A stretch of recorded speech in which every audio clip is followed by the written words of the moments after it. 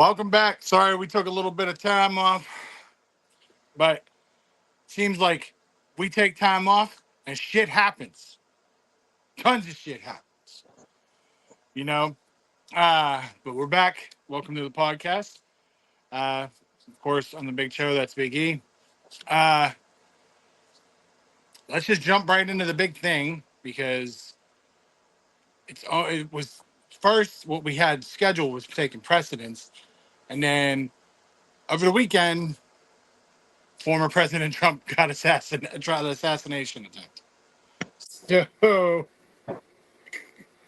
that kind of took a little bit of precedence to the next thing we'll talk about. But um, I was leaving Geneva on the Lake on Saturday and um, stopped at a gas station. Brandy and Xander go in and FaceTiming my niece Riley. And she's like, oh, President Trump, there was an assassination attempt on President Trump. I was like, where? Butler. And I was like, what? And then I come to find out that it's a big Butler fairground, 20 minutes from my house. And my niece is 5-10 minutes from the venue. Some scary shit. But yeah. But the thing that kills me is nobody talked about it in Geneva. So I don't know if it just happened, like when we went to that gas station, but I'm not 110% sure. But if it was huge, like if it like it must have just happened. But I don't know. I was kind of shocked. So of course, continuing into today, that's all I heard today. Like it just won't stop. Um, so I mean, don't anybody judge me, but I don't want to see somebody die, but thankfully he's alive. The shooter's dead. Um, apparently that what do we have now? One person dead, two people injured. That's the last thing I heard. Yeah, I, I'll just confirm that part for you, just because the rest of it I won't speak on because I'll probably definitely get us canceled if I speak my mind. But there was one dead. Well, if you include the shooter, two dead. One being a shooter, one being an innocent bystander, and then two other bystanders in the hospital. At first, they were listed as critical condition, but to be honest, I've like you said, it's hard to avoid it today, especially because today is the Republican convention. So the news was already going to be all about political stuff today, and then Yeah. this, happening over the weekend made it even more forefront. So, I mean, it is what it is. But yeah, I don't know what I mean. I haven't heard. I'm assuming if one of those people that were critical died, we would know. But I haven't had any like breaking news updates Yeah, I to haven't heard say anything either. otherwise. So, but I will say this too, to kind of speak on it.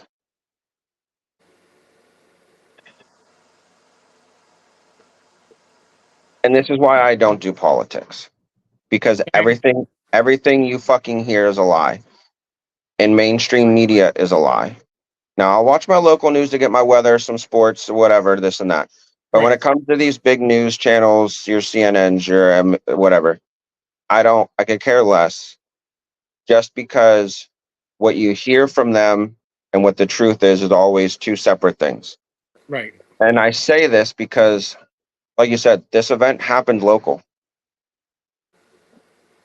My mom and sisters live 5 minutes. You're 20 minutes away. My mom and sisters live right down the road. Right. They knew people that went to this rally. My mom and sisters told me that he got shot before it even hit the news waves. Like, I already knew, and we were already trying to piece together what happened before the news started breaking their parts of it. The the innocent bystanders that got shot, the three of them. Dude, we'll have to stop you because I found it's just so funny that we're talking about this. We're in the middle of discussing this right now. Yeah. and Paramount sends me a notification about the Republican National Convention. Yeah, I could care less. So I see you listening to my shit. Home Run All right. Derby's on tonight, and Monday Night Raw's on tonight. That's all I'm worried about TV That's wise. right. Um, they and I don't want to disgrace the gentleman that died by any means whatsoever. But they're saying, oh, he was protecting his family, and that's how he got shot. Whatever. No, they interviewed the guy, and they have since then not played the interview. Like they interviewed him in the moment that day. This gentleman was standing next to the guy that died. He said it was a direct kill shot to the head of that innocent bystander. The dude that was standing next to him was a doctor. He went as he saw this dude get shot and hit the ground. He bent over to render aid as he could do, being a doctor, Right. and he realized the dude was already gone. He was dead. It was a kill shot. Yeah. After everything happened, he realized that that dude was in the way of Trump. That dude was blocking the shot The that kill guy shot of needed Trump. Yeah. to kill Trump. So that dude got dropped. So the fact that the media is like, oh, he was protecting his family, which again, I don't want to disgrace at all. Like Yeah. any father, husband, whatever, dad, like I mean, if that was me, yes, my first instinct would have protect my girls. Like, you know what I mean? Like Donna and Jane would be my first worry, which 100%. would be, it's human nature. Um, but it's just like, to me, it's just like that just goes to show you that, and that's the thing too, is they keep saying that the two people in the hospital are guys. They said it was three gentlemen. One died, and then two other gentlemen injured in the hospital. No, there was a lady that was shot. They're Yeah. not Like, talking about her. Like th- they but it, showed, like so again. many bubbles. There was original footage of them carrying this woman out of the crowd because she was shot, and they were trying to get her to.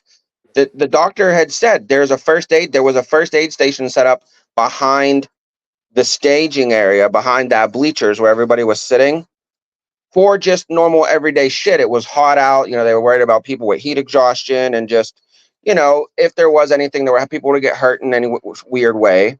There was just, I guess, I would think that it was, they had to have a first aid station there. If you're having a large event, you have to have some type of first aid.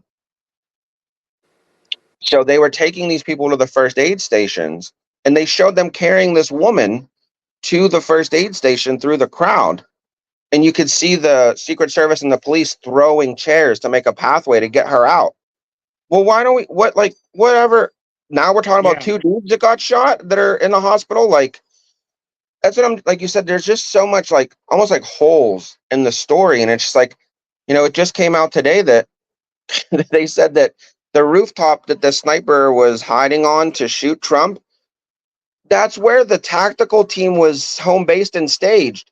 How did this dude get around the All tactical that. team and on the roof? And then there was those videos that have been coming out, like more videos are coming out of like the, what do you call it? Like his supporters. They were telling like there was supporters videoing this dude on the roof before he even started shooting. And you could hear them saying, "Hey, officer, there's a dude on the roof, there's a dude on the roof." And then they didn't do anything about it, and then he started shooting. Well, there's a guy at work that was telling me, again, everybody's a fucking conspiracist. So, Well, yeah, you know what I I mean? I'm not diving into conspiracies or anything, and it's going to be hard to believe everything you hear coming from this, just because there's going to be the left side, the right side, and then down the 100%, middle. bro. Like, 100%. but nothing's gonna be. No one's ever gonna know fully what happened that day, except for the people that were there. Yes. And unfortunately, they had to live that. But it's just like, and that's why like it frustrates me because again, like I told you, like I don't do politics. Like I'll tell you people right now that listen and watch. Like if you don't know me that well or whatever, like I know everybody knows me, but like I'm not even registered to vote, and I don't care. People criticize me for that. I don't give a shit. I don't vote because all politics are liars. I'm sorry. I don't care who you are or what you. They're all liars. That's never. They give you a line of bullshit just to get in office, and they do whatever they want. They're supposed to be for the people, by the people. My ass. We wouldn't be living in the U.S. the way it is if they were for the people, by the people. Right. Like it's bullshit. And then that's what you know. There was some other things I had watched today that you know just discuss the situation in general and how like this should be hopefully a moment that brings the country together and should be it doesn't matter what side you're on. It shouldn't have mattered. It shouldn't have taken this Right. for it. I mean, and I'm sorry, a president getting attempted assassination on a president shouldn't be what brings the country together. How about the fact that kids are getting shot in schools and all these other things that should be bringing the country together? But no, that just divides the country even more because then, oh, we want our gun rights. No, you shouldn't have gun rights, and this and that. Like it's so frustrating. That's why I said like I don't want to dive into the topic too much because I'll say some shit. Like, No. don't get me started. But it's just like, I mean, it sucks. I mean, yes, I'm not a Trump supporter, not a Biden supporter. Again, don't do politics. But, you know, I don't want to see a guy kill. You know what I mean? Yeah, I didn't. Just because I didn't. that I nobody, agree with you. I didn't like, want to just see him get because fucking somebody doesn't assassinated. like him. But the funny part is they, after diving into this kid, they say he's registered Republican. Like, Right, but like that. That but to it's me, like, but I that's guess how I feel. he just didn't like Trump, or maybe he was just trying to make a name for himself. Like maybe it had nothing to do with the fact that Trump was a Republican, or even if it was Biden and Biden's a Democrat side. Like maybe this kid was just trying to make a name for himself by saying he assassinated a That he president. You know what I mean? assassinated Like Trump. he Yeah. just wanted the limelight. He Right. didn't give That's a how I he, feel. he didn't Like give a crap who you were. it did. Like when they disclosed like his, what party he's with. I was telling Brandy like that doesn't matter. Like that No. don't matter to me because that'd be like a Democrat going at Biden. You know what I mean? Like okay, whatever. It doesn't matter.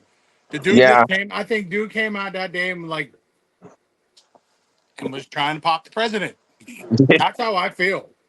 Like he was just Yeah. trying to Like pop the it's president. it's weird. I mean, and it's a shame. It's going to be just like most of these mass shootings are. The shooter gets killed, and nobody ever gets answers. No. Or in some of these cases, they do catch the shooter. They go to prison for life, but we still don't get answers. Like it's just like and again, it's just sad that that's the world we have to live in. But I guess it's a shame that I'm about to say this, but it is what it is. Yeah. But like Because it's never going to change. We've been dealing. I mean, it's been how many years since Columbine or since the the elementary school, the Sandy Hook Sandy Hook. kid. Yeah. I mean, and there's been so much other stuff, since then too. There was, again, I think, what was that out in the Colorado way when that dude shot up the Batman The movie. Batman movie theater. And we've had nightclubs, down in Florida. They've had those In like Orlando. Yeah. the gay nightclubs, and again, unfortunately, more schools and stuff. But it's just like It's a it's combination of all of it. It's like there's that, the police brutality against minorities. There's just this, obviously.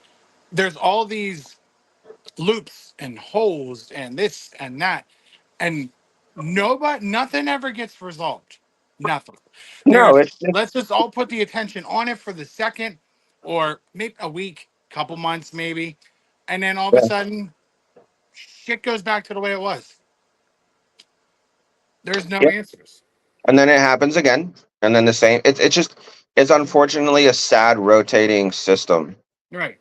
and unfortunately, it's people's lives that are the loss, and families that have to deal with l- loss of life, and nothing ever gets done. But and that, again, that's just why I have issues with politics, just like I have my issues with religion, and I leave it at that. I don't judge anybody else for it. I don't care, like, you know what I mean? Like, my wife votes. She's registered. She picks her side every year. You know what I mean? Like, okay, I'm fine, whatever. You go do your thing. Like, I don't care. Right. Like, I don't. Again, That, that's she how I feel like if she somebody does has church. She does the church thing. You know what I mean? She does all that stuff. I don't care. yeah, Don't ask me to go. like it is what it is. Like if you go to church, that's fine. It is. Don't bait me. Don't subside me to keep going, and don't antagonize me to go. You know Yeah. what I mean? If I want to go, I will go. And then my other thing to piggyback off what you said is you shouldn't judge me off what party I choose. Like, Yeah. why don't you get to know who the fuck I am? I don't want to talk about politics. I don't want to talk about religion. I don't I don't care. My thing is this, I'm still this amazing person regardless of my religion, my where I stand on Democrats and Republicans and independent parties, etc. I don't care. Like you should still talk to a person, and that would actually unify us a little bit more if we actually talked to people instead of judging everybody. But that's the problem is Everybody. nobody, and that's part of the problem is nobody talks anymore. Like we do this, we do social media. People talk on their phones 24/7. Like the good old days of sitting down and bullshitting with somebody, those days are gone. It's dead. It still happens from time to time, but that's how you got to meet. Like that's how. I mean, think about it. Like people still get amazed on like how big of a friend group that I have, or like we are like, and how deep we roll sometimes. When we get the whole crew together, like there's a lot of us, but that was because we talked about this before, like like we've had Kiki on and stuff, like we rolled deep in that case just because we were cool, like cool with everybody. Again, we didn't judge them because of who they were or what they believed or whatever. Like as long as you respected me and there was enough respect there that I could respect you back, then we were cool. That's it. And we got to know each other by just hanging out. Yeah. Like, you know what I mean? Like I guess a big thing for us back in the day was like the lunchroom. You know what I mean? Like hanging out in the lunchroom. You just bullshitted with people. Yeah. And you get to know people. And then as we got older, the lunchroom kind of turned into bars and you know what I mean? Like the atmosphere changed, but the atmosphere changed, but the goal didn't change. The goal Yeah. was to have a good time and meet new people and hang out. Right. And that's what we always did. And nowadays it's not like that. Everybody's trying to make friends on social media, and I want my clicks and my views and my numbers to go up. Look, just because these people are friends with you on social media, don't mean they're your real fucking friends. Who you telling? Saying like, you know what I mean? Like we appreciate everybody that follows us and Yeah. watches this and everything. Like, you know, but that's the thing is I'm going to assume that most of you watching this, hello, are friends of ours, people we know, guests that we've had on already. Like, and if you're not, we're Welcome glad to the we're shit reaching. show. Yeah, we're glad we're reaching out to you, and this is something that you enjoy doing. I mean, we enjoy doing it on our end, but it's like, you know, like I was just watching a video today. I follow this girl on Snapchat, and I don't do too much on Snapchat. Like I just, I check up on, friends, my circle. Because you guys post stuff on there, like you posted your Geneva trip, things like that. I just check in, see how friends and family are doing. There's a few, I don't know what you want to call them. I don't want to say celebrities, but other people that I follow. But there's this one girl, her name's Abby Burner. She's a young girl that just like, it's not so much that she's an influencer. She is, but she's a girl that has at a young age has started her own business and has a lot of things going for her, and it's just interesting to follow her story and her day to day on how she handles it all. She's very open about her life, Yeah. and she's a big sneakerhead, and she just went to this big sneaker convention. And I love me long a story short, sneakerhead. yeah, long story short, she was just saying though, like, um, she's walking around and getting noticed, and people were taking photos with her. And that's what she said. She goes, I love meeting the people that actually watch my stuff because, again, on social media, like, we don't get to see we might know about what 50% of who it is that's watching this. Like, we might personally know you and hang out with you outside of this world. Right. But especially for me, like, there's probably a lot of you that I've never hung out with or really, really met. And it would be cool one day to maybe run into you out in the public somehow, some way. You know what I mean? Like, Right. Like, and say and if you went to Florida and all of a sudden you ran into my friends Jess and Kevin, they're like, "Oh, you're Big E." I'm yeah, like, "You exactly. fucking That's what right, I I mean. am." But what's that going to lead to? That's going to lead to us probably sitting down, hanging out, and getting to know each other, which is the Facts. way it should be. Like I'm trying to make a point here, back to full circle. You know what I mean? Like, let's Yeah. and that's the thing is everything is like social media is like taking over the world, which we all know and we all do it. I mean, I've limited what things I do now. Again, we've talked about it on here before. Like, I don't do Facebook and I don't do certain things. You know, I stick to my main three as I call them. But it's like, but even then, I'm not on them all the time. Like, Right.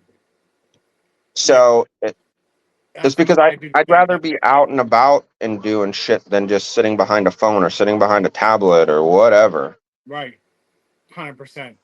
I mean, it's just that's the. But then we're sitting here recording this, so I guess But I mean, it's an outlet to the people, and like, what's great is I'll get feedback from people that you don't know that know yeah. me or have like I've interacted with people like most of my Vine friends are now following me on Facebook, and now they see the podcast, so now they're clicking on the podcast because Mhm. they get to see me interact, kind of like when I used to do on Vine. It's me Mhm. being my expressive self and whatnot, and they're like, "Oh, well, it's you, but you're just being more." Narrative and you're talking about things and just I'm like yeah pretty much but at, at the same time like I've been to Vine meetups. That's how I actually first time I ever went to Geneva on the Lake was I went to like a PA Ohio one, and that's what it was, bro. It was we got saw each other bullshit it and then we sat down, we walked on the boardwalk, had a couple drinks, and then I came home. But that's what it was. It was a good social interaction. I'd love to do that again with a whole bunch of people, but given the circumstances, but everything kind of changed, of course, after the pandemic. People are a little sketchy. Some people don't want to do it. A lot of people want to be inside, not Yeah. really social. And that's fine, I guess, to a certain degree. But like, you still want to get out there, do things, enjoy life, because you blink and fucking life's over. So that's Oh yeah, and that's kind of like a somber point to this weekend. Like, I mean, like these people went out to go see the president that the former president that they support, and he's running again. And it's like, they just went out to try and have a good day and listen to a speech, and and then pop, pop, pop, pop. then and then this dude, I mean, again, so far just the one, it died. Like he didn't think that was going to be his day. Yeah, right. Like I didn't know I was gonna die today. You know, No, but and that's a and whole bunch of again, it's back to that's just the world we live in, and you just kind of have to. I don't know, like you don't want to have to live that way. Like I don't want to say like yeah, I guess like always living in fear, but that whole like we've been hearing this since we were kids. I mean, it's been every generation says it. It's like it's always passed down to the next generation. Like we were told by our parents, and we heard our grandparents tell our parents like always live life to the fullest. Live your day because and I'm going to say this quote, but I'm not taking credit for it. Shout out McAfee, but like he said it. He was like you know um I don't want to say it wrong. Not that if he's watching, great, but I know he's not. He's at Raw tonight. Um, uh, but he said, like, just, you know, you just have to, again, just kind of you just go out there and live. Like, his quote was like, we only get one life, and not unfortunate, but we're fortunate enough to share that life with everybody else in the world. Not that we get to meet everybody else, but we have to share this world and this one life with everybody around us. And it's like, why are we, you know what I mean? Like, why so much negativity? Like, yeah. we all should be trying to live our best life, and that should make everybody around us better people, if that all makes sense. No, it does 100%. Like just Like I said, he said it better, but yeah, but but it did. It made a lot of like I was like, yeah, like I'm not one that tries to like think ahead, like like oh, death's coming soon. You know what I mean? Like this and that, whatever. Like, I mean, yeah, I know eventually at some point I'm going to die in my life, but Yeah. it's just like I don't want to think that way. Again, we're just trying to do what I can. You know what I mean? Yeah. Like, That's it. I try to do as much, like, especially like, and again, it's generational. Like we're trying to do better for our kids. Our parents try to do better for us. Like, you all, as parents, we never. I guess like I'm probably speaking out of pocket for everyone, but like it's just like we always want to do better. Like what we have done is never enough. Like I feel like like our kids are teenagers. Talk about it before. My daughter's going to be going into her senior year of high school, going to be doing college, and it's just like I still am always thinking like, okay, well, she's getting older. We're hitting these milestones now in life, but it's like I kind of stop and think of like not so much look back, but where we're at currently, and it's like, are we on the right path? Am I doing everything that I can? What more can I do?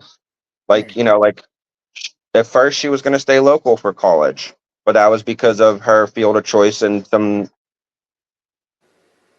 things programs she was in. But now she's not doing that. She picked a different career path.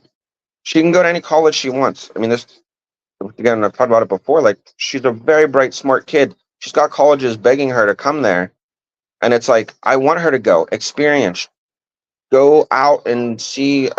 Don't be stuck in Pittsburgh, PA. Like, Yeah. Right. it sucks here. I love it here, but it sucks here. I'm like, go to a warmer climate, go down south, go somewhere, like go to the West Coast, go over, hang out with Brenton. Like, I don't know, do something.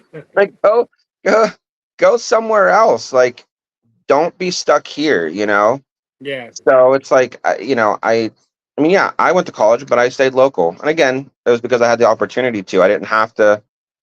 I had a school here that had the programs that I wanted to do, so I stayed and did it. And it was nice because I kind of got to relive that this weekend with you guys. Yeah. We, Right. going to that Disney Pixar thing, I got to kind of relive some of the good old college education that I had that I don't do anything with now. But you know, um, so it's like I want her to explore though, and I don't, I want her to be able to now start, again, getting into adulthood and start living her life and have as much fun and enjoy hers as much as she can. Yeah. Right. I mean, yeah. And it, like at the same time, though, I think it's just the parental instincts in us. It's like, yeah, go out there, have your fun, but of course, as a parent, you're still going to be like, but I'm still going to worry. You know, that Well, happens. and that was one of the things. Like, she wanted to go. She's looking at Temple out in Philly. I've heard that the school's good. It's great for what she wants to go to for journalism, but it the area we all know Philly sucks.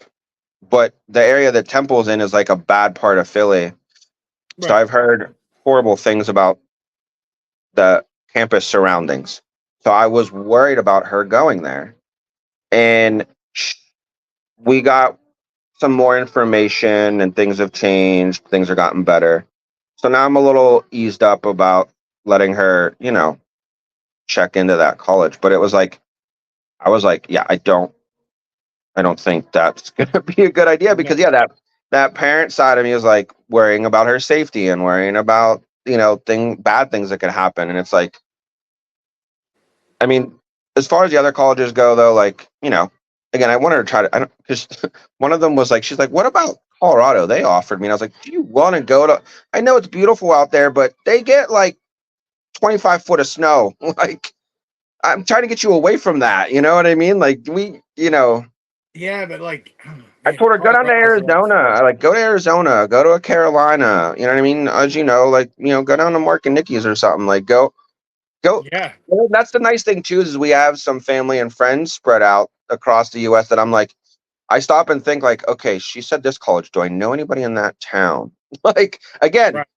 back up. Like, hey, can you keep an eye on my kid while she's out so and so? You know what I mean? Like but it's nice. I do. My cousin's out in Philly with his um girlfriend Beyonce. I don't want to say the wrong thing. We'll say girlfriend. He can, but like and she went to Temple. So it's like, again, they were Yeah. our main sources for getting info. But it's like, he even told me, he looked at me and he goes, "I'll keep an eye on her. Don't worry about it. I got you. I got you." Right. And I'm like, again, if she goes down to like a Carolina, I'd be like, "Mark, keep an eye on my kid." You know what I mean? Like, I mean, Right. that guy, I know that guy's, you know, Yeah. stacked, stacked with our armory. I know we're good. Like, Yeah. Right. but again, go out to Cali, Griff. Guess what? Kids coming out your way. Like, No, because Brent will have her fucking locked in a fucking lockdown. yeah. So You I'm got a like, put her to curfew, work, young baby. lady. Have her babysitting the kids. You know what I mean? Put her to work. You gotta be back. I know you got class in the morning. Not you good. No Yeah. parties. Yeah. Like, I told her no West Virginia and no Ohio State. That was my only two no's of any kind. No, I will not. I will disown my child. She picks either of those two schools. And don't you know, about 2 weeks after I told her no, West Virginia sent her an offer thing, oh really? like an application. Yeah. And I was like, throw it away, shred it now. No, Yeah. like my my pit association does not allow that, and my Right. Michigan Alliance does not allow you to go to Ohio State. So those two are out of the question. Right. But I mean, like, even like if she went anywhere else, like if for some reason she went to Virginia, I'd be like, Tyler. Yeah, that's what I mean. I But mean, like, and yeah. another talk is her to possibly go out to Missouri, and my sister obviously is in Missouri. So it's Right. like my sister lives in College Town, and my sister's talking about going back to college. So there's a chance that my sister could be going to college with her niece. Like, we I don't mean, know. hey, it So I'm like, happens. yeah, but it's like, yeah. So yeah, there's always that parental. Oh yeah, 100%. I mean, we're parents. That's what we do now. And the thing is, though, is as a Except for parent, when you go to Disney Pixar events, then I'm the big kid. Sorry. no, I was like, as a parent, though, is you're supportive and you're positive, and it's like, you're told, well, got to be real positive about certain situations, and Mhm. 100%, you can be, but you're not really 100% positive about it. You're always going to have that. I'd say Behind it's like behind the 99. scenes, behind the scenes, Yeah, you got yeah, scenarios running through the brain. yeah. And then you find out some of these scenarios are exactly that 0.01% of what you thought could possibly fucking happen. And see, what do you know? It's like you never can be fully invested as a parent. You'll have that sliver. It's always going to be there. It's not going. It's never going to leave. My parents do it. I know your mom does it. It still happens to this day. Yeah. So it is what it is. But I was I was impressed with Xander, like at the Pixar thing, actually sitting down at the Mhm. tables. I was like, I thought it would just be a run through. You know what I mean? Like, okay, but for him to sit down, interact with some things, like the one that didn't have nothing to do with any really animation. He sat there and he was putting like the cube, like it was on that grid, and he was putting a cube on the grid, and then he was levitating and putting another cube on it, and then starting to build something with this like a graphic design. No, yeah, that was the one. Um, it was, it was in the corner of the exhibit. I think it was Yeah, kind of by the Wally thing. I think. yeah, Yeah, because so it was a little harder for us because like we were trying to keep up with you guys, but like we had my nephew with us and he was all over the place. Like I learned real quick that that was not set up for a 2-year old. Like that's definitely like a little bit older kid exhibit. But yeah. I mean, he just saw cartoons and he was running around wanting to touch everything. Well, if you think about it, three-quarters of those kids were probably about 3 to 6. Like Yeah, there was a lot, but then there was older kids. yeah. Like I know Jane was trying to sit down and do some of the stuff, but that board that you were talking about, the touch screen where you could do the blocks. We were over there too. And well, Jane was sitting with my nephew and they were trying to figure it out. And I walked over and I was like, "Oh shit!" She was like, "What?" And I was like, "This is exact. Like I know this is what I learned. Like this is part of that is a program that they use for the building process. Like it's not just character building, but that's where that's like the main, like when we watched that little video, they were telling you the different steps, but like, so that's part of the building process. Yeah. Like that's the program that, well, I guess the school's closed now. I can say it. My teacher illegally gave us, that was the program. Now that's probably a lot more updated version. And again, that was just a little demo of it. The program's called DreamWorks, and that is the software that they use to build animation, to build computer animation. So yeah, so like you said, there was that block, and then there was like the options to make it 2D or 3D, and then you could scale it big and small. Yeah. Like that's like a digital version of like molding clay, like how Xander Yes. loves to do his clay figures. That's basically like the digital version. That's the easiest way for me to explain it is like that's the easy that's the clay version of building characters. Like Right. we were doing at that one station with the little magnetic Right. pieces. Yeah. So that's kind of the same thing. Like, so what you could have done is like taken that square, like, okay, this is the base of my character. That's his body. And then you get a sphere and you put a sphere on top. Okay, this is the head. And it's just basic shapes that you start with, and then you start to form the clay into the character Yeah. or into settings, into scenes and stuff like that. So that was cool that they had that there. Like again, like for me, it was just a lot of it was just like trips down like old memory lane for school, and that's what I think Jane really enjoyed it because she got to see a little bit of what it is that I learned and like what the career path I wanted to have. Right. So I think that it's something I have a feeling we're going to do it again. I'm not. No offense, I'm not taking my nephew next time. I can only chase that kid around so many times. Um, but like Donna's family, we always do. We try to do the science center every like during the holiday season while the kids are on like the different holiday breaks. Because again, it's winter in Pittsburgh, can't do shit outside. So her family does the science center, and sometimes we do that exhibit, which I was telling you before. Like we've done the Lego, and we did the Grease thing, and we didn't do Titanic. We did another one though. I can't remember what it was. Um, but I really have a feeling we're going to do this one again, and I really want to take my time and actually go through those stations, Yeah. and play with the stuff. Like I'm going to be a big kid. That's fine. Like I mean, that was, it is what it is. but I mean, So it was fun. I it was enjoyed cool. it. I was Yeah. enjoying just the like exhibit as a whole, and then Hey, it was, who has the photo of me and you? Was that your phone or I have B's it. phone? I need a copy of that, sir. I have it. I have the I photo was of going through them and I'm like, Donna, you didn't send me the one. She was like, I didn't take it. And I was like, well, who the hell took it? Brandy, I and didn't then know me and you were there. she was like she sent it to me, and then I have the photo of you and Xander at Wally. See, Donna cut out and all I have is his arm. I have the photo. Shit. Okay, send me that one too. Yeah, Way to like, go, Anton! I'll just take out my son. That's fine. well, that was when I was yelling at her that, like, I was like, because she had taken a photo of me and Wally together and she had cut off like part of Wally's leg, or, his tire thing, his tracks. And I was like, you didn't even scale out and get a whole thing. I was like, do it again. And right as she went to take the photos, whenever Xander started walking in, so he had just put his arm in when you were yelling at him, don't touch that button. Yeah, because I So thought he basically, clicked it.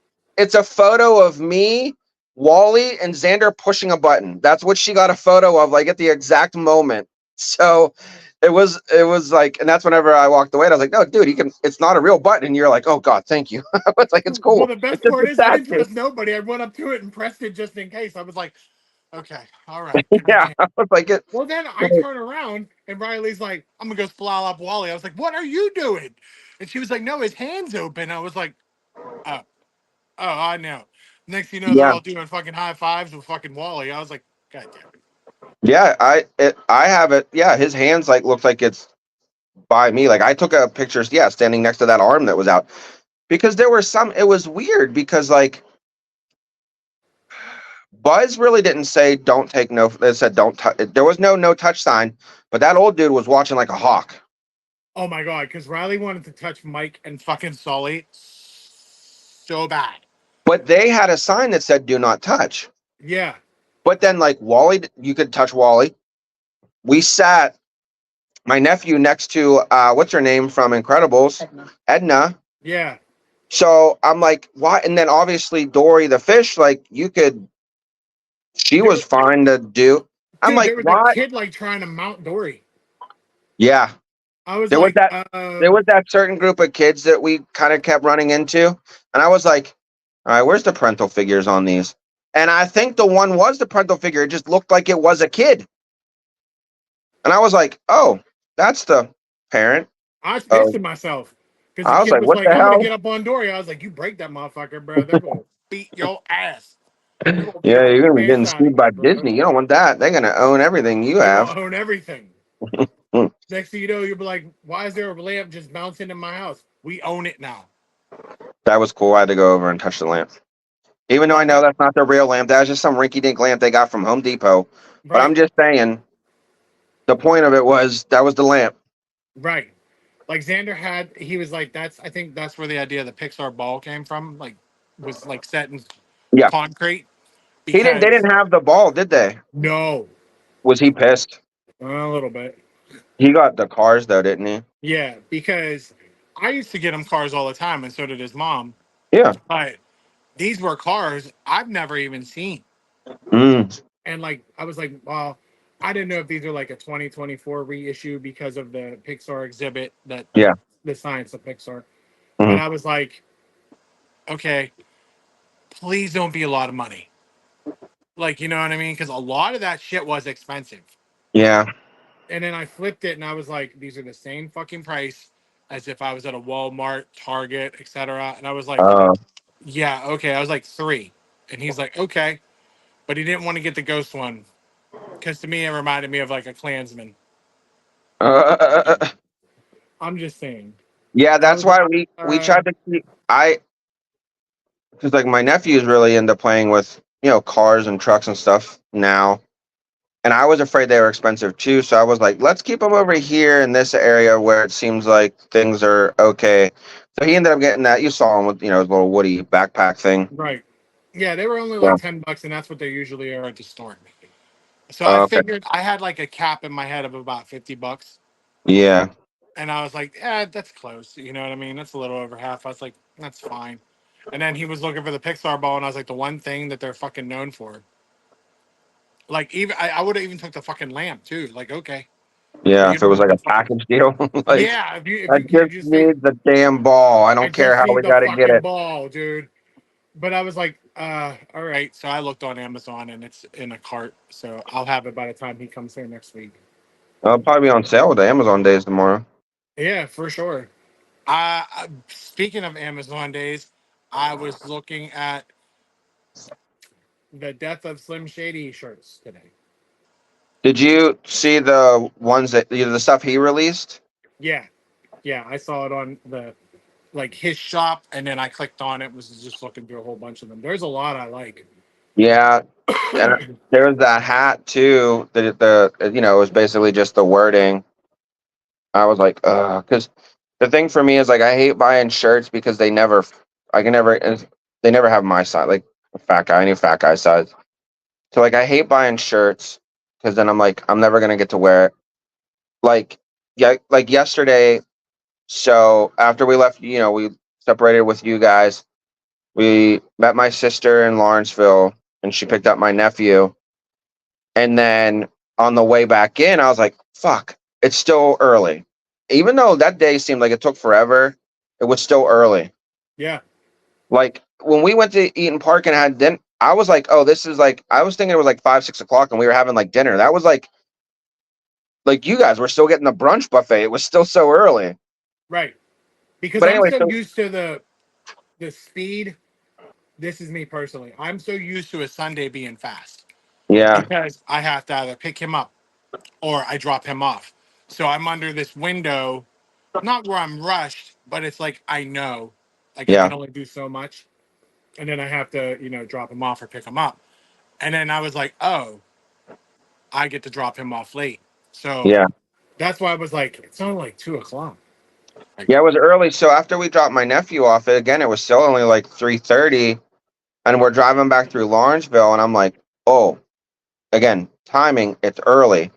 So I just went straight through LV and hit up the strip, and I went to Yinzer's, and I got me a Paul Skeens t-shirt for tomorrow. Um, and the guy was like, "We just put these out." He was like, "You might actually be the first person to buy one. I don't think I have sold one yet." They had All Star, themed shirts for him, and I was like, Yeah. "Sweet." So I grabbed one, and I was like, "Biggest size you got?" He's like, 3X. I'm like, "All right." 3X is normally like my cutoff point. I do the 4 just for a little extra room. And I tried it on today, and I'm like, it fits, but I hate. Listen, I'm gonna say this. I don't care if it offends anybody. Fat guys, don't let your belly hang out the bottom of your shirt. You look, I swear to God, I've lost 66 fucking pounds, and I still fucking hate if I go like this, Yes. and all of a sudden it's like, no, I Yeah. fucking hate it. I Exactly. cannot stand it.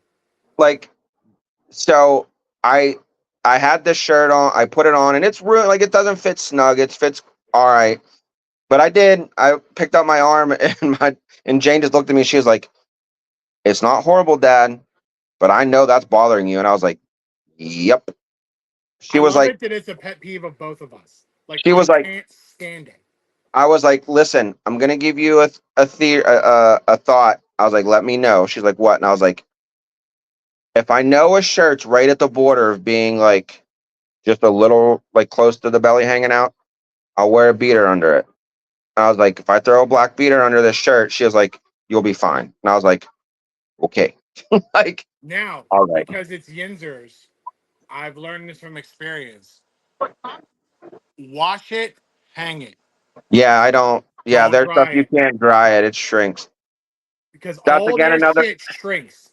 It's another reason I always bought the bigger size. But he said that they've been having a hard time getting big size T-shirts in to put their print on, and he said that 3X was, even like he goes, that was been a stretch for us to get, and I was like, all right. So because the Injuries is one of the only place that I can get sports, like my Pittsburgh the Steelers, Pirates, Penguins. They're the only place I can get stuff in a big size at a decent price. Like you can buy they have big and tall sections now on like the official team shops, Yeah, but they're a lot of but money. I'm paying like 35, $40 for a t-shirt. Like I'm not doing it. I paid $12 for this shirt yesterday. Like I was good. You know what I mean? Like, Yeah. so again, I'm wearing it to work tomorrow. I don't care if anybody's listening. I'm wearing it to work tomorrow. I know it's not work uniform, but it's fucking Paul Skeens in the All-Star game. Don't yell at me. I I'm gonna mean, wear it tomorrow. I'm gonna wear it and rep it tomorrow. I might wear it one other time, but then it's just probably gonna get put away as a collector's piece. So for what what it is, kills again, me for 12 is bucks, I'm good. he makes it to the All Star team, and like last week, he was pitching that fucking sweet ass no hitter. And Yeah, again, I'm not the pirate guy. I'm not. But like, then they pulled it. Why? Like, why? because he's on And a then the pitch next count. person comes in and it's like ding, ding, ding. I was like, well, That's one of my. sometimes I just hate that organization. No, it's because him and Jared Jones, the other. It's hard to say Jared Jones is a rookie just because he started on the actual roster. Like he didn't come up from the minors like Skeens had to do. He made the team from spring training. Like they're like this guy is going to be an ace. Like he's on the team. Yeah. So he those two guys are on pitch counts because they're young and they don't want them to burn their arms out. So at that point in the seventh inning, Skeens was at like 99 pitches, which they should have actually pulled him in an inning before, Yeah. but based off of his numbers.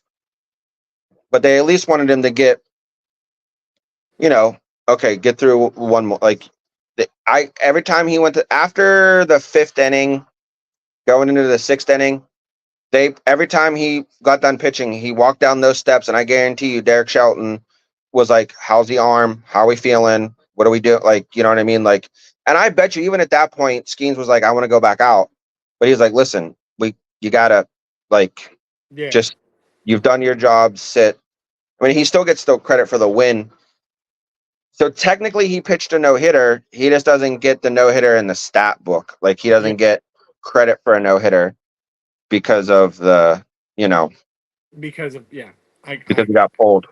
So I mean, look at Jared Jones got hurt. You know what I mean? And again, he's on a pitch count. He didn't hurt his arm so much as I think it's like a a muscle, a chest, like a pectoral muscle, or maybe a rib type muscle. Like it's on that pitching side, but it's not Yeah, his arm itself. But then again, they have him on a pitch count, so it's like you right. know, it they just have to watch with these young kids because that's a problem. Is these young pitchers they're pitching so much like they pitch a lot when they're in high school, they pitch a lot when they're in college, and then they make it to the pros, and then they're pitching even more in the pros.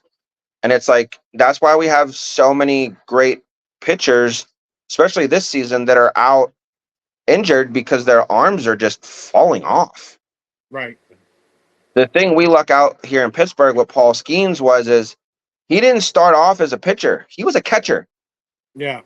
So he wasn't burning his arm out the lengthy pitcher way that a normal pitcher would. Right. So we're looking out there um, with him that way. So again, that's why they're being cautious with him. And then the fact too that they knew he was at that point he was already an all-star. There was still the rumor, still the chance that he was going to be the starting pitcher. So they didn't want him burned out going into tomorrow's The game, All Star game. all-star game. And then again, he got announced as the starter. So, and he's only pitching one inning. So Yeah. they announced that today. He's only pitching the first inning and then he'll be done. And it's nothing against him. It's just that they have I think the coach said they have like 10 pitchers that they want to try to give a chance to pitch, in the All-Star game. So he's got to limit everybody's to get a turn. Yeah. Right. So, but Everybody participates. yeah, but the fact that well, there's a lot of people this year that it's their first time making the All-Stars. Now nobody's doing it like Skeen's like it was weird again. I was watching a lot of sports stuff today. Sorry, I'm a little distracted. My guy's hitting for the home run derby. Over here on the side. Uh um this this time last year, the Pirates were just drafting Skeens from LSU. He was being picked by the Pirates to make the team, and now he's already one of the most dominant pitchers in Major League Baseball.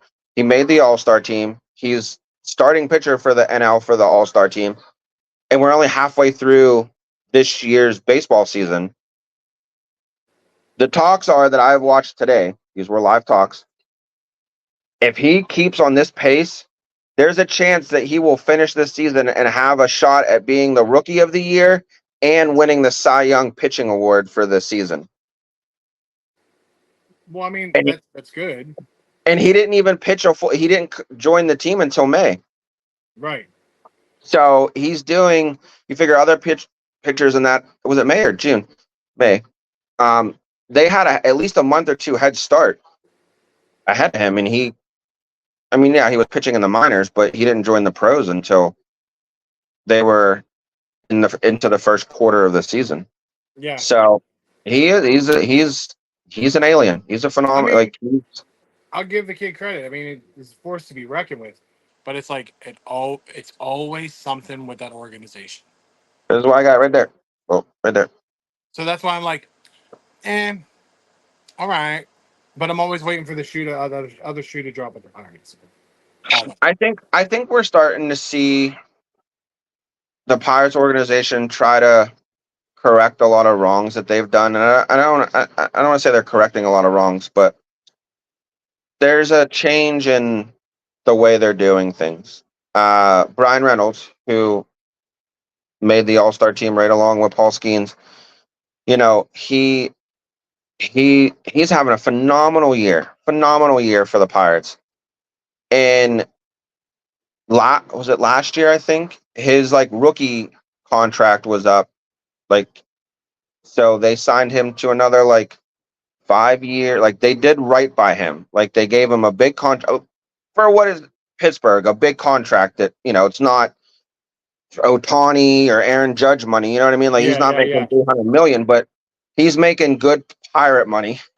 You Right. know, and he's on the team. I think at that point they signed him for another like 5 years or whatever it was. So it's like you're starting to see them do some things that they normally wouldn't do before, as far as the business side of the Pirates.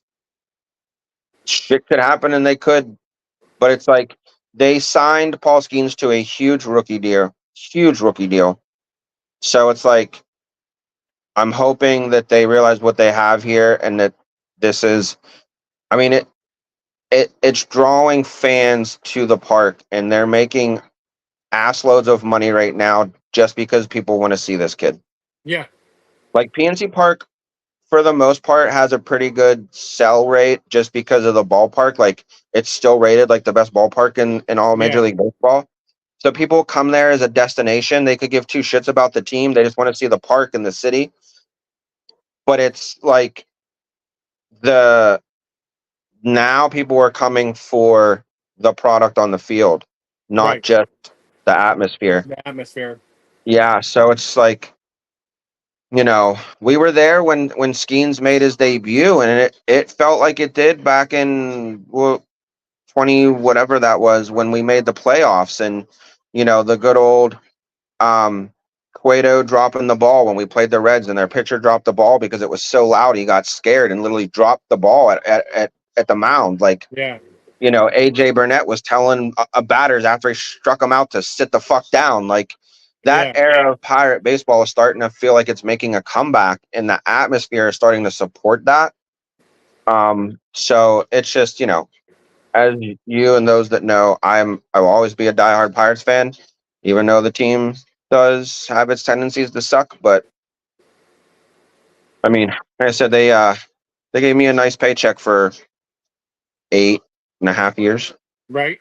Yeah, so I can't be mad at somebody that paid me yeah. I mean, and no, not paid me really. well. You know what I mean? Like they weren't stingy. That was one thing. I mean, that I obviously was there when it was previous ownership. Like I left whenever Nutting had took over, is when I stepped away. But McClatchy and the old ownership, they took very well of their employees. Like we got paid decent money to basically hang out and watch baseball. I mean, again, Not gonna complain. can't really go wrong with that. I mean, some people don't like baseball, but still, regardless. I never was like growing up, as you know, like I never was a baseball kid. Like I played little league, like I played like t-ball because that's really all our neighborhood had. You know what I mean? So like I played t-ball, I played baseball in middle school for Columbus when we were there. Um, but that was like, but I just did it because it was kind of the only sport that I really, because like I grew up playing hockey, but none of our schools or neighborhoods really had hockey. Like it was hard for me to find somewhere to play hockey on a hockey team. We just always played street ball. Yeah, So I never was a big baseball guy. I knew the sport, I knew how, well, I know what to do, but it wasn't until I started working for the Pirates that I learned to like the game because, again, I hung out watching it. yeah, And then I got to know baseball players. Like I got to meet the team and I had access to the locker room and everything like that when I worked there. So it was like I learned to respect the game and respect the guys that play it. That's what drew me in. So I would have to say that's my second favorite sport now. Like hockey is always going to be my number one. I am now a baseball guy second, and then the NFL, just because sometimes the NFL still pisses me off. But I was, I will always support our Steelers too. You know what I mean? Like me, I always support Steelers. I was like, I think college football takes precedence for me over pro football. I feel like college and pro are on the same level for me. But you know what? I'll admit, I was just talking to some people. Unfortunately, what was that? 2 weekends ago, we had to go to a funeral, and I was talking to some people there, and uh, one of them was Jane's old soccer coach, and we were talking soccer, and I said, "This sport is slowly creeping up on me." Like I sat here, like if we like Saturday, we went to the mall, and then came home and just hung out at the house. Let my nephew run around and play with his new toys we bought him. I sat here watching soccer yesterday after we like were with you guys, and then we dropped him off, and then came home. I sat here watching because there was huge soccer tournaments on all weekend. Yeah, the Euros were on. The Euros were on, and Saturday, and then Sunday was the Copa America tournament. Yep. And I'm like, all right, I'm invested. I'm watching this. Like, let's go. Like, I'm doing this.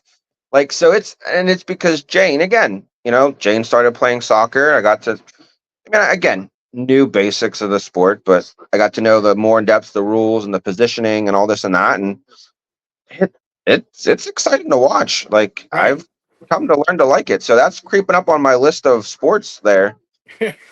I don't know. Next I thing I could, know, I'm going to be hanging out with Jen and Craig over there at Bulldogs at some point. right. That'll happen. They open at 7 in the goddamn morning. I mean, it should Let's be crazy. let's do it. Shit, I've done it. I know you have. I mean, did they? You guys, I've always been invited, but I just Yeah. well, it's just always something to do. Like we said, I, always busy. I swear, I just told Brandy, I was like, I'm just letting you know, the end of next month, my weekends might start being a little busy from myself. And she was like, oh, college football. And I was like, yeah. Yeah, because I what was like, they just announced, Pitt's having like August 20 something. They're doing like a meet and greet luncheon or something. mm-hmm. And I was like, oh shit, already? And I'm like, well, fuck, that means right around the corner. I was like, fuck, I gotta start working out and getting in shape and prep for this fucking backyard brawl. Like, holy fuck, like I gotta get in party shape. Like, Yeah, but you got to get your back together because we'll be doing some walking. And then we got to find Jen and Craig's fucking tailgate people. And then we'll, oh yeah, is it the same? Their pirate tailgate crew, or is it a little uh, different? no, it's different. Oh, okay, because their pirate tailgate crew, that is a fucking squad. Joe, but their Pit Panther fucking one's crazy. Yeah, I wish my brother-in-law still did it, man. Shout out to DeCero and his crew, Louie and those guys. Like, let's put it this way. I don't want to talk too much just because they've gotten in some trouble. They they my brother-in-law had a restraining order that he was not allowed within so many feet of the pit marching band or cheerleaders. And it wasn't that he did anything bad. He didn't offend anyone or physically harm anyone. He just, you know how they do it. They parade down General Robinson into the Yeah. park, into the field. Well, he grabbed some pom poms and was marching right along with them. Nobody fucking paid attention. Paul, that man got in the field with them until somebody realized, like, hey, he don't belong. Hey, you shouldn't be here.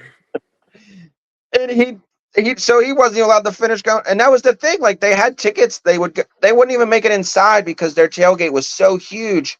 Right. And I mean, you've met my brother-in-law. Like he was a chef and stuff. So like, I mean, his food was. I mean, Pittsburgh knows how to tailgate, but him and his crew. I mean, we went. I took you to one. I think I took you to one of them. Yeah. Me and you. We were going to the pit game, and I said, "Hey, I know they're over at the. They're always a Gold Lot one." I said, "Let's go over there and hang out with them before we go in." You're like, "Cool." And we went over, and it was like, I mean, the guy had a fucking cube, a block of dry ice that he drilled a hole in, and they were doing fucking jungle juice shots out of the dry ice. Like, come Yeah, on. bro, that shit was wild. Like tailgate. Like, I mean, that I wish like because before like we were going to games kind of sporadically, and that was before you got the full Inherited my deal. family. Yeah. And it's like, man, now that we have like we're down there as much as we are, now he doesn't have a tailgate anymore. And I'm like, Right. fuck. But I thought about a couple weeks ago because my dad was talking to me about it. He was like, "Hey, I got the email," and I was like, "Dude, I don't need your email no more. Like they text me now. Like Yeah. so I was like, but I appreciate it. I was like, it's pretty much in my hands now. Like I got it. So he said like, I'm pretty sure you're gonna go to the backyard brawl. He's like, you're gonna go this year, right? I was like, yeah, yeah, I'm gonna Yeah, go. or my co-host is gonna kill me. I was like, no, I'm gonna go. I'm gonna go to a lot of them this year because Jen wants to go to one. Craig wants to go to one. I'm gonna take Brandy to a couple. Of course, I take Xander. You're going with me Yeah. to backyard. So, like this year, I'm excited because like I actually have people that want to go. Because you've seen it. Like there's sometimes I'm down there by myself and I'm like, I don't want to fucking do this. Well, and that was the thing, like, and I think it was more last year is when I really told you, like, because before, like, I worked on, like, my weekends were sometimes caught up with work and it was just horrible. So, like, I always tell you, and I'm gonna tell you again this year, like, if you ever have, like, you're like, hey, I got no one to go to the game with me, I am 90% of the times free on Saturdays. Just let's go. Like, let me know. Before it was kind of like, fuck, I think I got to work or this and that. Like, I could never hook up with you to go. But, last year, yeah, you had a decent mixture of some people you were taking with you that helped you out. And then you did sell some, the Yeah. games that you knew you definitely couldn't go to. So, same thing this year, bro. I mean, I told you Backyard Brawl, like, yeah, like, there will And be bloodshed. It will be fucking Copa de Grace all over your place. Like, the coup de grace. like Speaking of coup de grace, we might as well because I don't unfortunately, know. I have no idea what you're talking about. The the Olympics? pre- Talking about the Olympics over there in Paris?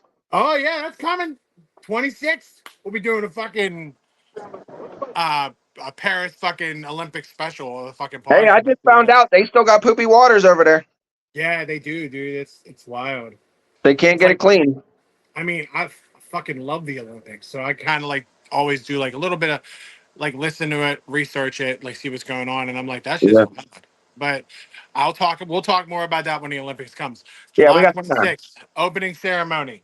But due to like the former president fucking being potentially assassinated, um, That's the bad part is you want to say the president was assassinated, but it was like you forget to put the word attempt in there. attempted, right? Attempted assassination. Yeah, like it's weird. But um, There you was know, somebody that was killed, everybody, Gen murdered. Z, murdered, everybody. But Megan, Nikki, yeah, Christopher R.I.P. Reeves. But Christopher Reeves is already dead. Like, He murdered. He took him but out of the grave and murdered him again, motherfucker. maybe, but R.I.P. R.I.P. Slim Shady. That album is fucking incredible. It's kind of like I'm not trying to compare.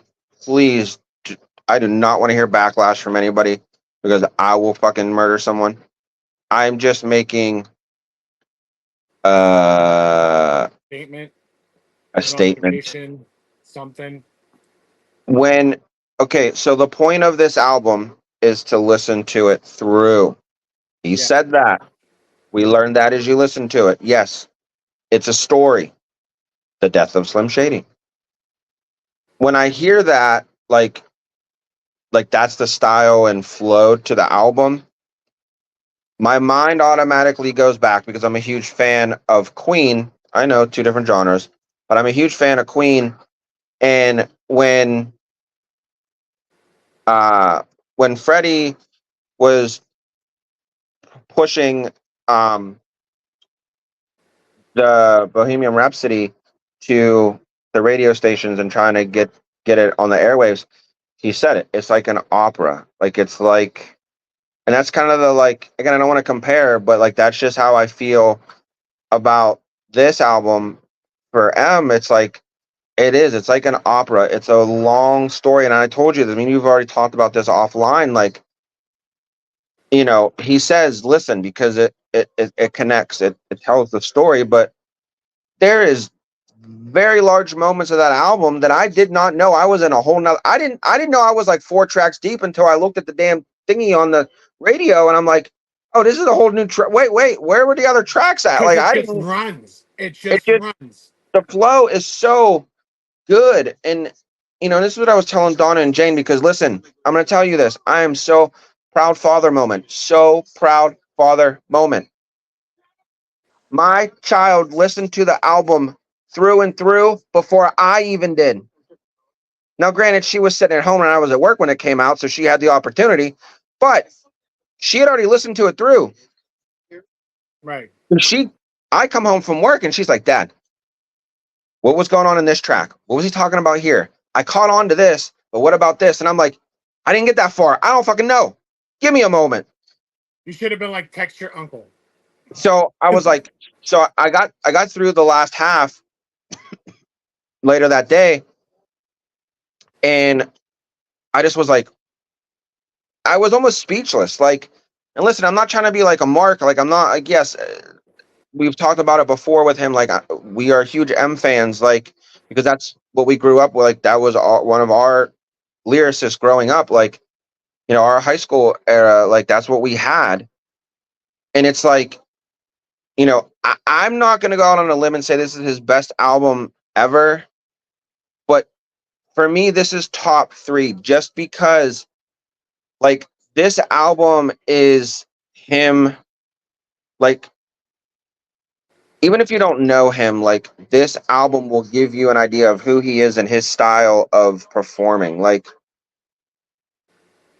just the way that he flows and is able to rhyme words and put topics together and spin shit in other ways. Like, again, we're just quoting shit here, so please nobody get mad. But when he was talking about kicking midgets, but he took the word midget in that one verse and it made it sound like he said the word bitch instead of midget. Yeah. Like, just his play on words and on phrases. He's an incredible word bender. Yes. He's incredible, bro. How And he plays on words and bends words and forms them to the beat is absolutely hands down one of the best, if one not of the the best. best. And something else that I guess I've noticed but never knew the technical side of it. I gave a shout out before to the guy I watch on YouTube, Knox Hill. He was saying that there were even words in I think it was Habits, or no, Renaissance. It was in Renaissance. There was a there was a part where he was saying words that didn't even rhyme, but you don't notice they didn't rhyme because he takes the vowel. So in this one verse, he was taking the letter A, and he was emphasizing the letter A in every word, and it made it sound like he was rhyming the word, but it was just the letter. He's just rhyming the A. Again, that's incredible word bending that he does. And I was like, oh, I I knew he was doing something there, but I didn't know that was like, you know, again, I didn't know the technical side of it. Like Yeah. that's why I love this dude Knox. Like he breaks down the technical side of, and again, not just M. He does it with a bunch of, he's in the hip hop world, so he does it. Yeah, But right. again, M is a big inspiration for him, so he dabbles in his world a lot more than most others. Of And course. again, he just like was breaking down shit, and I'm just like, oh yeah, like. So then when I listened to the album for a second time through, I was like even more in tune to what was going on because now I had these technical thoughts that I understood a little bit better. And it was like, Yeah. son of a bitch. Like this album is just, I mean, people are going to be offended. I mean, But I if, mean, at the end of the day, they have to get the fuck over it. yeah, like, and you should know that going into an Eminem album, like, and he made it a point with all of the advertising and pre release shit for this album. Like, he made it a point to let you know that this is going to be a fucked up Album. concept. Yeah. It's going to be me, like old me. Right. Don't listen if you don't like. He gave you fair warning, Right. And and then what he did is he but ended for up. a but The for a lot concept's of us, crazy. that was like, oh no, I am listening because that's what I've been waiting for. And it's just 110%. like it's crazy, and it was just like, and I loved how again he just murdered people all the way up until Marshall murders him. I want to say what was that like fifth track 15 is kind of around the time that the ending had happened. And then Like, the rest of the album, the last few tracks were real somber, like, him, the whole dude, that track with him and Haley. I don't wanna. Done, That gets done, me, bro. done. And then What's temporary? yeah, temporary. That fucking song, bro, is fucking ah And then even him, like him with Jelly Roll. him with Jelly at the end. Yeah, dude, that was great. You, you know, and that dude Knox was saying that that's a track too. Like once I listened to it again for a second time, I can you could this is what he told me, and I don't know. Try it because now you can kind of skip through ahead. Now that you've listened to it all the way through, like now you're at that point. Again, I listened to it twice. I know you've listened to it twice. I've listened to it Um, way more than twice. I would have, but again, I have my 3 year old, my 2 year old nephew who repeats words now. I couldn't have it. He'd have That's been going fair. back. He would have been going back to my mom's, like, "Hey, grandma, suck my dick," like, Oh, I mean, I didn't listen to it while X was with me. Well, That's what like, I'm saying. you know. So I was my chances of listening were limited. Um, once I picked him up, but anyways, he put this. He was like, "Try this, like a challenge. Listen to Save Me, and just listen to it with your eyes closed." He goes, and after they get through like the first verse and they get to the first chorus where Jelly Roll sings, you could picture them two on stage at like an award show. And we know M's not doing no Grammys. He made that clear. Yeah, But like right. you get like an MTV Music Awards, or I don't even fuck. I don't fuck. You get a Country Music Awards because it's Jelly Roll. Like who knows? You get any other type of award show that M's willing to do. I could see them two doing that song together on an award show, like live. Dude, that'd be sick. The production they could do for that. Oh, I mean, they've already did Sing for the Moment, which was great, but Jelly Roll at the same time Yeah. was fanboying because I think what it was is he was fanboying because yes, he's doing that Ford City music thing, but at the same time he knows he's doing Save Me at the back of his head, and he's like, I'm doing all this shit with Eminem, and he idolized But then Eminem. the thing was, is the rest of us at that moment didn't know that they had that song together. Yeah. And then he Like was so, like, you it'd be said great to he work with knew. him. And I'm like, yeah, that would be really fucking dope if you would work with him. And then when I saw on the track list, it was like Save Me. And I was like, all right, we'll see. Because I literally did Hey, because today's like episode sponsored by Coca-Cola. Coca-Cola sponsor us today. it's not sponsored by Coca-Cola. Trying to get us sponsored. Shut up. But I was like, huh, that would Coke be Zero. It's interesting if great. I'm like, that'd be interesting if it was like the Jelly Roll song. And I shit you not, when it came on, I was like, son of a bitch. Like, Jelly Roll. holy shit. But like, Yeah, and um, then he had Skylar. He had Skylar on. Like I said, those last couple tracks were just like again somber. Again, because that was supposed to be him talking to mainly the girls and whoever in the like afterlife. yeah, And it was just like, oh shit, like okay. But like we said though, I mean, it was the death of Slim Shady, wasn't the death of M. right. But my thing is also this. I've been telling a lot of like hip hop people. I don't know if anybody else fucking knows this, but Slim Shady doesn't ever die. No, he doesn't. But here was my thought about this. We're still gonna get music from M. Who knows how long it might be 100%. before we get another album. We know he's always producing. I mean, he's always signing new artists. I mean, that track with fucking him and Easy was pissed off. Great. That was so Um, fucking good, bro. I mean, you know what I mean? Like he's got Yellow Wolf out there. Like, he's got people, you know what I mean? That he's helping behind the scenes to get their shit together. And I honestly believe he enjoys that. You know what I mean? He went through that world with Dre and learned Yeah, behind the ropes. So, anyways, so we know Marshall's not going anywhere. Again, how long is it going to be till we get another album? Who knows? But right. I think what this album also symbolized was as much as he does not give a fuck, and we'll talk about whoever, whatever, whenever, and Whatever, yeah. however he wants, I think he realizes that, and he knows this because he talks about it. The world has changed. Like he even said in the one track, he was like, why can't we go back to 2003? You know what I Yep, mean? Like when the way the world was then, like we can go back in time and hit the reset button. Like he knows today's society, today's climate, I guess you could call it. yeah. But here's where I took a little extra spin on it, and Donna and Jane were like, that makes sense. He just married off Haley. Yeah. There's still the two other girls at some point, I assume. Is I thought Elaine is married. Okay, so one more. At Either least way, Stevie. yeah, exactly. At some point here in the near future, we're gonna be calling fucking M grandpa. You know what I mean? Like, I think he realizes that the world, not so much the giant world around him, but his His world world. is changing.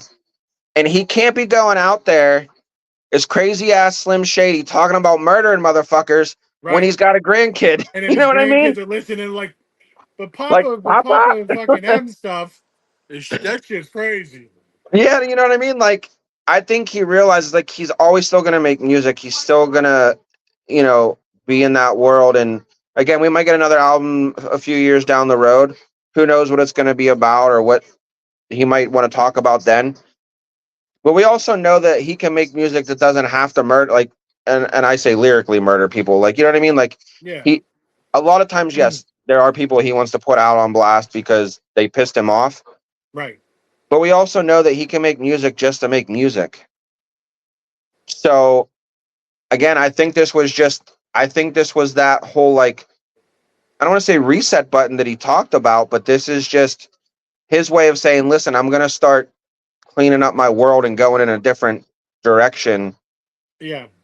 in a way. Again, not a complete again, he's gonna be who he is, but I think the only thing that fucked me up in that album, like there is no bad track. There's none. Like nah.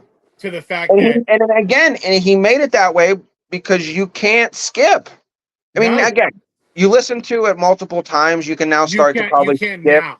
Yeah. But that initial first or two listens, you cannot skip. No. You have to listen to it through. And he was smart by putting that out there, saying that. Right. But I've always listened to his album in order, and You then I would have to listen to it because again. there's always a connection. His skits are always a connection to what's about to happen next. I mean, fucking Ken's back, bro. Ken's back. Dude, You talk about not killing Slim, you can't kill Ken. you can't kill Ken Kniff, bro. From Connecticut, you little bitch. No, the best is when the curtain comes up in the skit, and he all of a sudden you hear him. As soon as I heard that, bro, I As soon was as I like, heard it, yes, yes. And then he's like, half a bag of Viagra. I fucking died. I was like, bro. my man.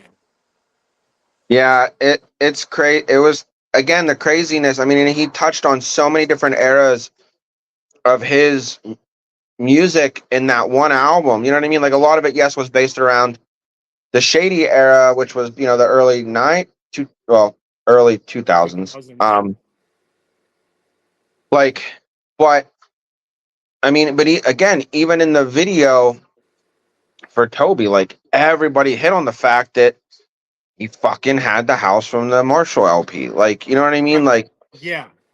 that album just touched on so many different eras, and again, that's where I think that it was like again him just kind of reminding people who he is. Like, listen, I am who I am.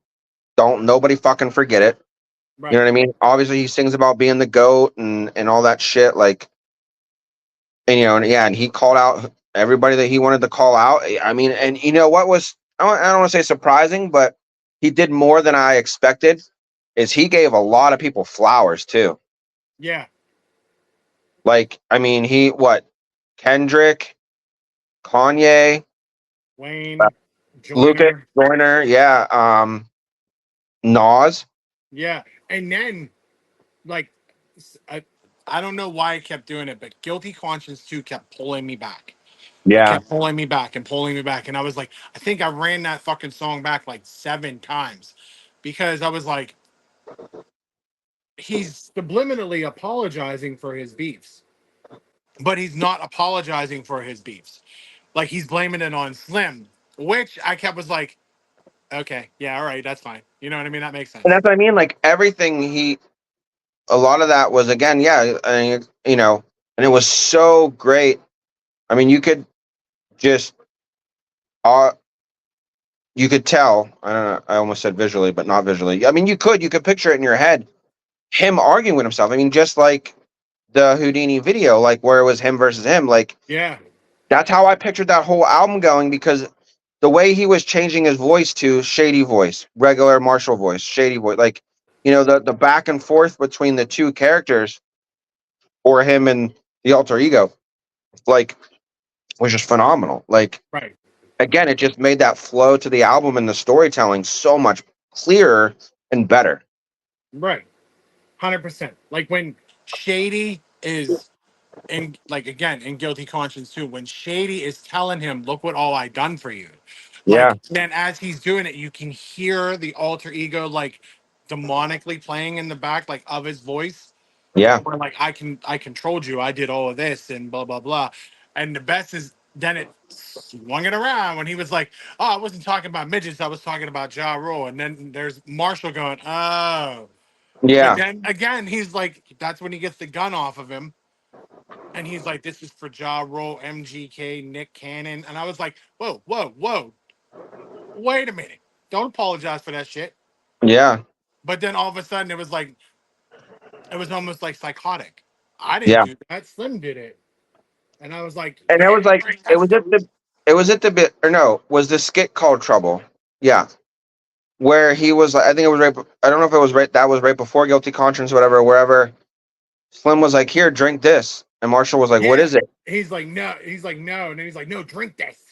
And that's what that was one of the things that Jane questioned me. She's like, "What was that all about?" And I was like, again, that was his evil side trying to get him to drink because he's clean and sober now. And Yeah. again, they know that if he drinks, he'll revert back to Slim Shady. shady. So I was like, that was a whole play on his sobriety. And she was Yeah. like, again, that makes sense now. Like, Yeah. Because like as that's happening, he's showing him like visually, he's showing him the television and the yeah, news report of all the shit going on. And I was like, this is fucking incredible. Like yeah, this is really well fucking done. yeah, And the worst part is then like as a fan, it's I would say it's up there with a masterpiece. It's really good, very well done. But yeah. at the same time, you I was reading like a Rolling Stone article, and the guy's like, "Well, he did okay." What the fuck are you talking about? What do you mean he did okay? That Like well, and that's and he mentions that in that one song where there's like there's always going to be those critics, and that's where he was like that's when he, yeah, when he was about talking about Kendrick and Kendrick Joyner, he was and like, well, everybody Kendrick. jumped on it and thought he was dissing them, and I was like, "Did you not hear what he said?" He was saying like, oh, he had a good album, but then the critics or It was or the always a cancel hater. culture was like, yeah, the haters were like, no, that album sucked. Like, and he's like, how could you like, yeah, he was giving those dudes flowers because they're not getting the recognition for certain albums that they put out Yeah, that M is saying were bangers. And if M's saying it's a banger, again, it's a the banger. man knows his fucking music. Like, I think he's going to be able to tell you if that album's good enough or not. And again, he's going to be diving into that album than just listening to the lyrics or listening for beats. Like he's diving into the technical side because he knows that side now. You know what I mean? Like he's been producing for how long? Right. So he knows what goes on behind that album making that he's like, yes, they put in work to make that album and you guys aren't giving them credit for it. Like, and that's when he called out, shouted out Kendrick and Joyce and whoever else he said in that album, like in Yeah, that verse. But like, yeah, like it was good. I mean, I'll probably listen to it again this week I'll on probably my listen to it drive another fucking 5 times this week. to and from work. I'll probably dabble in it again just Yeah, because. I mean, that's gonna be top playlist for I a mean, little. I walk around like for the You know past what? three And days. I just thought of this today too. I was like, oh shit, like all I was worried about Friday was that album coming out. I forgot to stop and see what else came out. I was like, I don't know who else dropped anything. Well, yeah, Brandy was like, "Oh, the new Hardy album's coming out," and I was like, "I do like country," and I was like, Yeah, "That's yeah, great." I was like, "But my focus is over here." yeah. Like I completely forgot. I So was I'm like, like, oh, I got to go back through the new release list from last Friday and check out before this Friday comes. "Right," 'Cause I think because there's something else. I think there's somebody's dropping an album this Friday. I can't remember who. I think it was a rock group. I can't remember. I don't know. Um, yeah, there was another. I was like, oh, I want to check that out. Oh no, didn't I just? I think I was just telling the girls. I think Uncle Cracker's album comes out this Friday. And listen, I know It's summertime. it's Uncle Cracker, but he's he's changed his he's pulled a Slim. He's flipped. Like we all know him as dumb, stupid Uncle Cracker, like partying with Kid Rock, like And follow that. me, everything's gonna be all right. Yeah, we know. Yeah, like his new album. I was telling Donna because he's got like 2, 3 singles out off of it right now. Dude, he's got a laid back Kenny album, like a Chesney album, and he's on tour with him right now. He's like one of the openers for his tour Yeah, right yeah, now. yeah, So he's got this laid back, like beachy island vibe. I'm like, I'm digging this. Like this is a yeah. cool little side Uncle Cracker. Like, all right, he's going full country on us. Like, but again, it's not like, crazy. Like he's not like Willie Nelson country. He's like Yeah, again on the Kenny Chesney, like maybe your Zach Bryan a little bit, like like a Zach Brown band or like a Buffett Margaritaville type of vibe. Like I'm like, yeah, like I could picture this. Like you definitely kick back with some Coronas on the beach listening to this album. right. Like so, I think that comes out this Friday. But like I said, I forgot to check the singles list. I'm like, I don't know if anybody dropped any. Well, that's like so. Again, we were in Geneva on the Lake, Ohio, on Saturday, and that's the vibe. You know what I mean? The beach is right there. You know, you get a lot of like laid back country music. It's very chill kind of. And then I swear there was a car driving by, and I heard a little bit of bass, and I don't pay no mind to it. I mean, come on, I don't care. Yeah, But then all of a sudden I'm listening and I was like going like yes, and I was like, huh? And all of a sudden I heard Toby Maguire got bit by a spider, and I was like, dude, this is not the place. But bro, listen, it's listen. it's I'm fucking glad you right. brought that It's up because right. I almost forgot. So we listened. So I finished listening to that album Friday after work. Uh, Driving up to my mom's up to Butler to go get my nephew. I finished listening to the second half of the album, like I told you. We're driving up Route 8, bro. We're right by that BP by old Mount Royal Boulevard there where you can turn. Oh yeah. There's that BP right before you hit like Allison Park. And I had the music paused because I think that was about the point in time I was explaining uh Brand New Dance, the whole Christopher Reeves thing to Jane. So I had it paused so I could talk to her. And she's like, wait, Dad, I thought you paused it. There's still music. And I'm like, yeah, wait a second. There's music playing. We looked at Donna and she's like, hey, my phone. And we're like, what the hell? Bro, we look over. There's this big ass, large, white fucking biker on a fucking one of the dress Harleys listening to the fucking album, listening Hey, to M. Like, I was like, told you, Jane, he crosses all paths. dude, he's all over the fucking place. Like this dude, and he pulled off to go up Mount Royal, whatever that is there.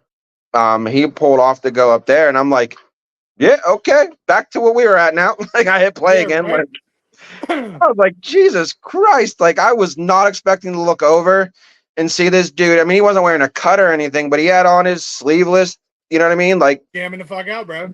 just his jean. He had on his jeans and his boots. You know what I mean? Just good old, biker ride gear. Right.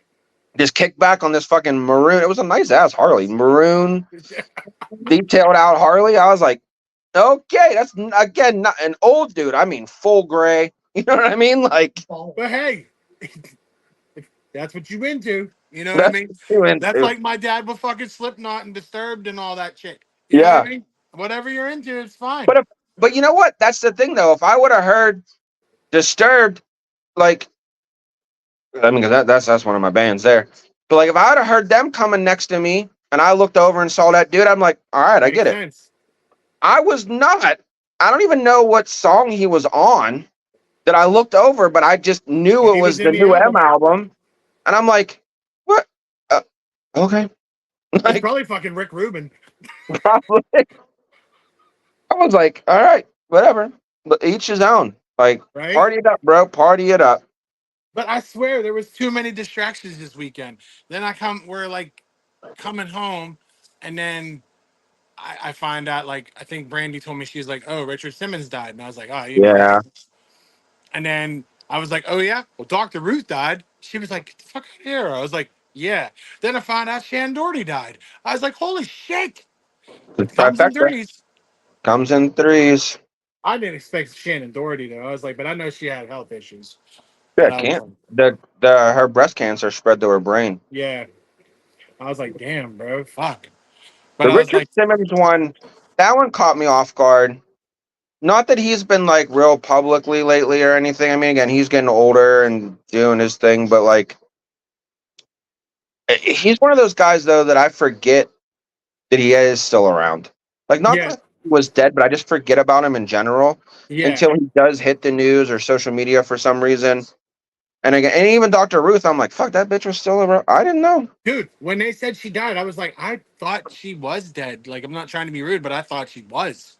Yeah, I was that's like, what I mean. Like, I was like, oh, okay. yeah, I was like, all right. I And was then like, when well, they I mean, Shannon Doherty they just threw tried to for, go forward. They tried to go for a four-peat with yeah. Trumpster, but But the old Donald, he just got his ear grazed. they said he lost a piece of his ear. Now he's like fucking Holyfield. Yeah, Dude, he don't got teeth marks though. dude, I swear to God, somebody He's, like he's like, I was hanging out at Shark Week. the internet is wild. Yeah. But of course, to piggyback off 50 Cent said this was sent to me, and it was Trump on the fucking Get Rich or Die Trying Oh cover. yeah, I saw that. I was fucking crying. And then at 50's concert, he had the fucking Trump thing in the background.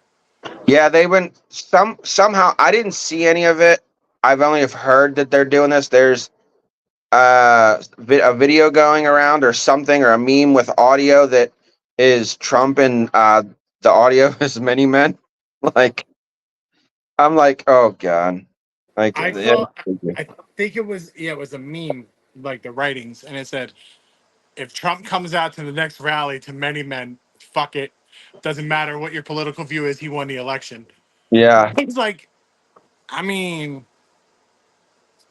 the dude fucking took a bullet to the fucking ear. Crazy. McAfee McAfee had Dana White on today, and Dana and Trump are tight. They're cool. Like I was like, I this, know that. yeah, pre political Donald Trump. Like they're just business guy tight. And he was like, it was rumored that he's coming. He's going to be doing walkouts now for UFC because he's the baddest motherfucker around. And Dana Dude, was like like, nah. He was like, that ain't happening. We're not. No, no. everybody, I mean, again, it's the internet. Everybody took that shit by storm. Dana did say though he is trying. He is trying. I don't want to say squeeze at him because Dana, like everything's a production with him when it comes to these UFC fights. But before the end of the year, he wants this McGregor Chandler fight to happen. He's Like, like, come on already. well, Chandler and McGregor actually had a nice heart to heart, like I guess I don't want to say live, but in real time about the Trump shooting. Like they agreed on the topic and were having niceties. And the last thing that was said was McGregor told Chandler, he goes, well, either I just talked to Dana or I'm going to talk to Dana and this is going to happen. And like almost like a political, Trump, whoever, 2024, like a political little Yeah. ad. And he was like, McGregor Chandler, 2024. And then Pat asked, he confirmed that with Dana. He was like, I saw this on Twitter between those two. What can you back this up? And he was like, he goes, I want this to happen as much as everybody else wants this to happen. He goes, right now his focus is September. He's doing Mexican. He's calling the package Mexican Independence Day because it's on Mexicans Independence Day in September. He's holding the biggest fight ever in the sphere. Oh, And he's highlighting mainly all Mexican wrestling cards. And he said he's already got 10 fights lined up. Jesus. It'd be like an AEW fucking pay per view. And he said that he's going to have a main and a co-main. And then the rest are just all like but he wants to highlight all the Mexican fighters that that have come up. Well, I tell you what, if this fight ends up fucking happening, I think we're gonna have to go out to watch it. Yeah. And he said so right now his focus is on that because he said he's already 17 million deep in this and he's not even done yet. Yeah, he got some things to take care of first. And then he said after that he's gonna then I guess start working on Connor and Chandler Chandler. to get that working before the end of the year. I mean, I'm down. Just If he was smart, and if you know anything about Dana White, that man is smart. May look like a big dumb oof, but he is he's fucking smart. business savvy to extreme. Yep. He, I could see him. You get into like that holiday time, you know what I mean? And people are at home sitting around, family gatherings. Let's get a fucking fight. Let's get some Connor and Chandler. You know what I mean? Right. That'd be a time to do it. They'll be fighting on your birthday, bro. I mean, I'm okay with that. I'm fine with it, but I'm picking your ass up and we're going somewhere. Okay. Oh, wait, see how easy that is? I like it. It's easy. Just ta-da! No, there was breaking news. Sorry, I was looking. I was like, what, is it mommy? Because we know she's back. Oh no, turnpike's closed. Oh, fuck that turnpike. There's power lines and poles down. I don't know. That storm didn't come here at all. No, it didn't. It missed it. It shrunk. Donna said it did rain a little bit, I didn't see it. but we didn't. Dude. It was that bright red, purple shit like tornadoes. Yeah, yeah, yeah. And I'm like, oh, here we go. Why when we got a fucking? But when we got to shoot the podcast, there's a fucking nader happening. I was like, someone's losing power. I'll do it with a fucking flashlight. Like, hello, here we Yeah. are. Like, that shit ain't stopping me no more. Fuck No. that. But uh, next week, Sam's gonna join us on the podcast. We'll talk about some things, of course. In 2 weeks, Brenton is coming back on the show. So we got that lined up. Uh, my guest that was supposed to be here a couple weeks ago was going to come, but they are getting their stuff together. They are going on a trip to Cancun. So I'll, I'll let that slide. Yeah, he might not come back. We know those things go for him. Yeah, right. I mean, shit, bro. Whatever works for you. But so yeah. But we're gonna be back. We're gonna do weekly shows. We just had to take some time off. It's what we do. Shit happens. It's summertime. Um, but we will be back next week, and Sam will be joining us. So, of course, as always, click the like, click the follow, send us some comments, all that jazz. And of course, as always, I'm the Big Show. That's Big E over there. And of course, we'll check you next time on Show Thoughts Podcast.